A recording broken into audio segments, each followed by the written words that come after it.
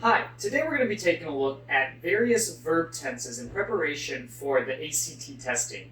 And by the end of this quick 5-minute lesson, we're going to be able to understand 4 different components of this. So let's take a look at what these are. We're going to be able to classify different tenses of verbs, determine whether the subject and verb of a sentence are in agreement, compose sentences using appropriate verb tense and subject-verb agreement, and understand how subject-verb agreement is tested on the ACT. So let's begin. Let's start with simple tense. The simple tense has 3 different variants, and these are past, present, and future. Now, when we're in simple past tense, regardless of if our subject is singular or plural, singular being one, plural being multiple, so 2 or more, our verb is going to end in ed. In present tense, if our subject is singular, it's going to end in es or s, and if it's plural, it's going to stay the same. It's going to keep that same verb component. And then in the future tense, similar to past tense, regardless of if it's singular or plural, it's going to stay the same. And so what we'll do differently in this tense is we're going to add will in front of the verb, followed by that verb. So now let's take a look at a couple of different examples and how this works in the sentences. So, simple past tense. If we're using the verb watch, we would say, she watched the music video. Or, in the plural form, it would be, they watched the music video. Plural because they, meaning more than 2.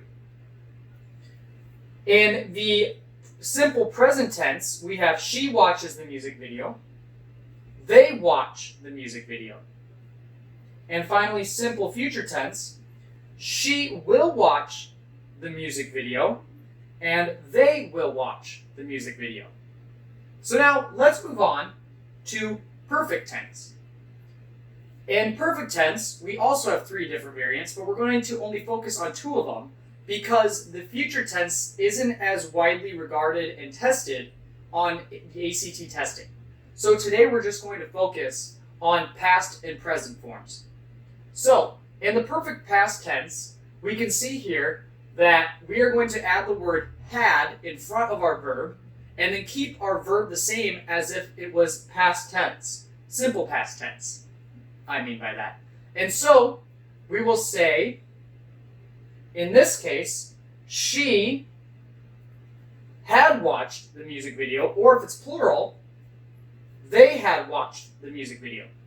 Now, in the perfect present tense, we have a little bit of a difference. If it is singular, we are going to input the word has, and if it's plural, we're going to input the word have. And so, in our example here, we can see she has watched the music video, or if it's plural, they have watched the music video. And finally, let's take a look at subject-verb agreement. Now, subject-verb agreement is kind of like the marriage between a subject and a verb. But in order to understand it, we have to understand what is the subject. So, if we look at our example here, the Live Aid concert shown on MTV. Concert in this sentence would be our subject. Now, I'm going to show you a hint before we move farther. If we have identified our subject and we understand that it's either singular or plural, if it's singular, the verb has to be plural and vice versa. If the subject is plural, then the verb has to be singular. And so in this case, because concert is singular, we would insert the word was.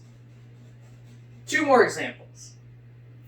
All of MTV's programming being our subject, and because it doesn't end in S and it doesn't indicate that it is plural, we would need to use the word was.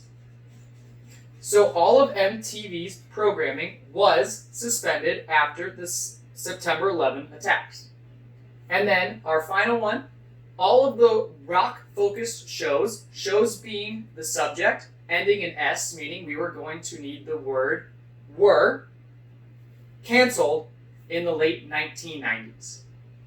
Thank you so much for taking the time to follow along this quick little lesson with me. I'll look forward to our next one.